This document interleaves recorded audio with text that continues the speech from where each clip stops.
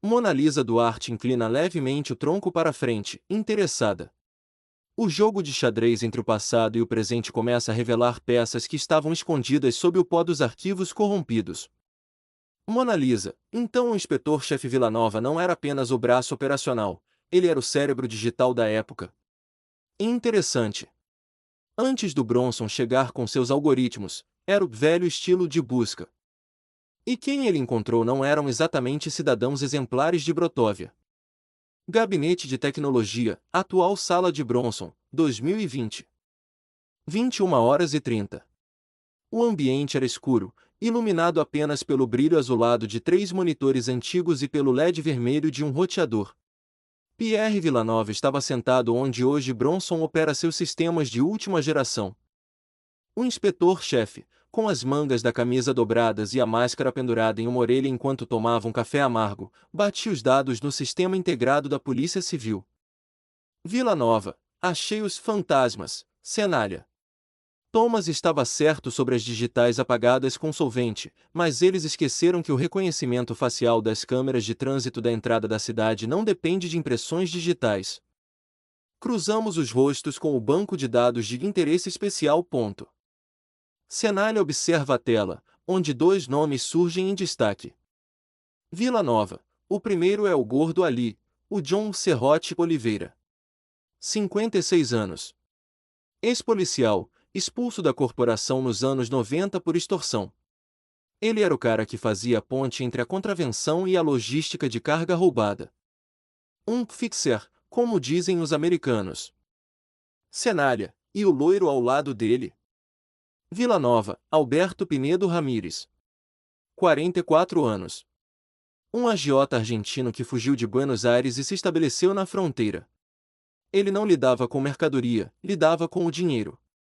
Se o serrote estava lá, era para entregar algo físico. Se o Ramírez estava lá, era para garantir que o pagamento fosse feito, ou cobrado. Cenália, um estira corrupto e um agiota internacional mortos no meio de um parque vazio. Eles não foram lá para passear, Villanova. Villanova, exato. E aqui está o pulo do gato. O sinal de GPS do celular do Ramírez, que o assassino não levou, apenas destruiu e jogou num bueiro próximo, mostra que, antes de irem para o Parque Central, eles pararam por 20 minutos no estacionamento de uma clínica de estética que, por coincidência, pertence à esposa do então secretário de Saúde. Gabinete da Corregedoria 2026. Mona Lisa, Serrote e Ramírez. A mão de obra e o banco. O senhor está me dizendo que o crime organizado e a contravenção estavam financiando ou operando o desvio de suprimentos do hospital de campanha? Cenália. O vírus não escolhe vítimas, corregedora, mas a corrupção escolhe sócios. Serrote e Ramírez eram os intermediários. Eles sabiam que, com os hospitais em colapso, o mercado negro de respiradores e medicamentos valia mais que cocaína. Mas eles cometeram um erro fatal, tentaram chantagear o sócio silencioso que estava acima deles. Mona Lisa, e o senhor acredita que esse sócio era o homem que mandou o Wagner Trindade limpar as armas? Cenália, eu não acredito, corregedora. Eu tenho a certeza que o Villanova quase morreu para obter naquela noite. Porque, assim que os nomes foram identificados, o sistema de segurança do DPCF sofreu um apagão técnico. Alguém tentou apagar a busca do Villanova em tempo real. Mona Lisa, e como o senhor pretende provar que esses 2 homens não foram mortos por uma disputa interna de gangues, como diz o processo arquivado? Cenália, por que gangues usam armas raspadas e munição de contrabando? O Estado usa calibre 12 com balotes táticos de precisão. Mona Lisa Duarte observa uma fotografia daquela coletiva de imprensa, agora amarelada pelo tempo. Mona Lisa, a prefeita Marlene Ferraz estava no início de tudo. O primeiro mandato, uma crise global sem precedentes e 2 cadáveres no cartão postal da cidade. Ela parecia estar no controle ou estava apenas lendo um roteiro escrito por outros? Salão de Atos da Prefeitura de Brotóvia 2020.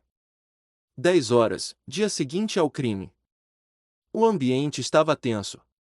Apenas 5 jornalistas, mantendo distanciamento de 2 metros, usavam máscaras e estendiam gravadores em hastes longas. O cheiro de álcool 70% era sufocante. Marlene Ferraz, em seu primeiro mandato, mantinha uma postura firme, mas seus olhos revelavam o cansaço de quem não dormia há dias. Ao fundo, a bandeira de Brotóvia e a do Rio Grande do Sul flanqueavam a mesa. Marlene Ferraz: Brotóvia não será refúgio para a criminalidade, nem mesmo sob a sombra desta pandemia devastadora. O incidente no Parque Central foi um choque, mas as investigações preliminares indicam um acerto de contas entre elementos marginais, um reflexo amargo de tempos de crise onde o desespero encontra a contravenção. Um jornalista levanta a mão.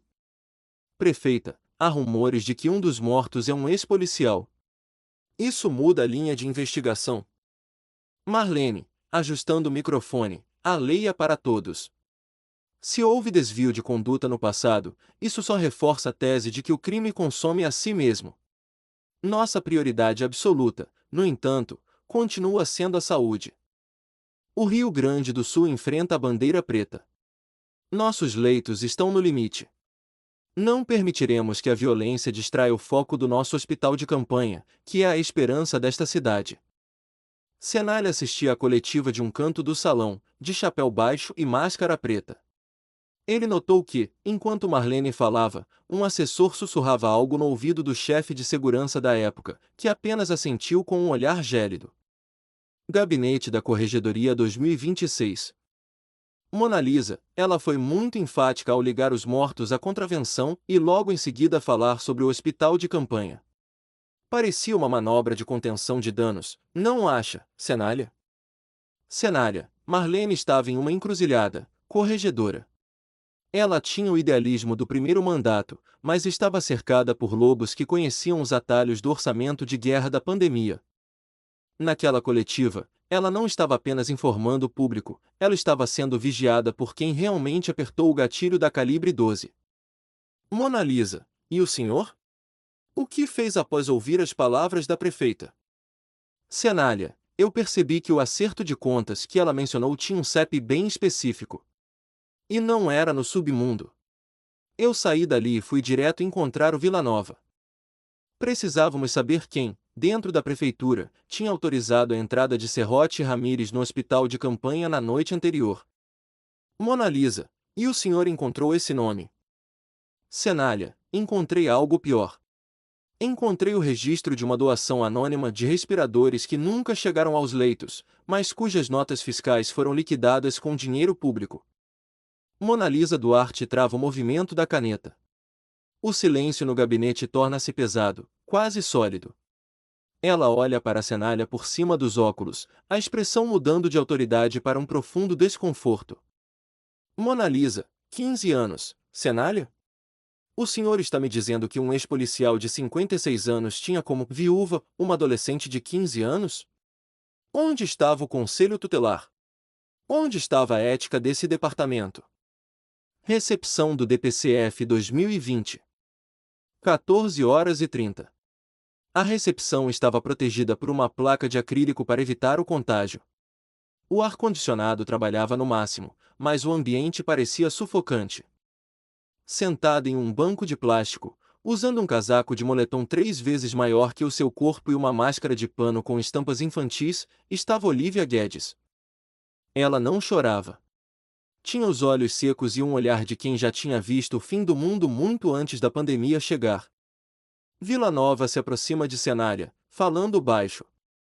Ela diz que é a mulher do Serrote. Mora com ele há 2 anos em um sítio na saída para Canoas. Veio buscar os pertences, e de garantir que ele não deixou dívidas. Cenália senta-se ao lado dela, respeitando o distanciamento, mas com o chapéu nas mãos em sinal de respeito.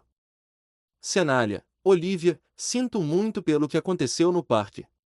Você sabe por que o John estava lá? Olivia: voz rouca, sem hesitação: ele não era John para mim. Era o Serrote.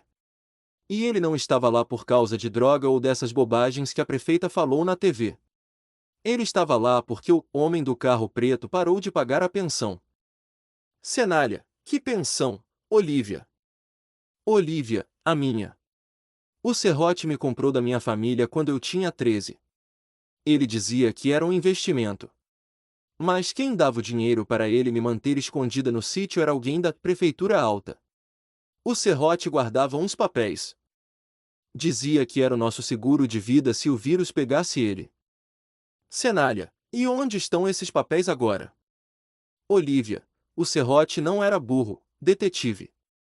Ele sabia que se levasse os papéis para o parque, morreria com eles. Ele deixou comigo. Mas eu só entrego se o senhor me tirar de Brotóvia. Por que o carro preto passou na frente do sítio hoje cedo? 2 vezes. Gabinete da Corregedoria 2026.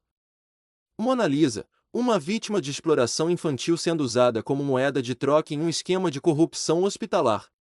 O caso Pandemia Brotoviana acaba de se tornar muito mais sombrio. Detetive. O que o senhor fez com aquela menina? Cenália, eu fiz a única coisa que um homem com o meu sobrenome faria, corregedora. Eu chamei a única pessoa em quem eu confiava para esconder alguém sem deixar rastros digitais. Alguém que não estava no sistema. Mona Lisa, sua mãe? Doutora Soninha? Cenália, Olívia Guedes passou 3 meses comendo torradinhas caseiras e aprendendo a costurar no Beco do Chaparral, enquanto o DPCF oficialmente declarava que ela tinha fugido para o Uruguai. Foi lá, entre um chimarrão e outro, que ela me entregou o que o serrote escondia, o cronograma de entrega dos respiradores desviados para clínicas privadas de Porto Alegre. Mona Lisa, e o nome do homem do carro preto? Cenália, o nome estava no cabeçalho das ordens de serviço.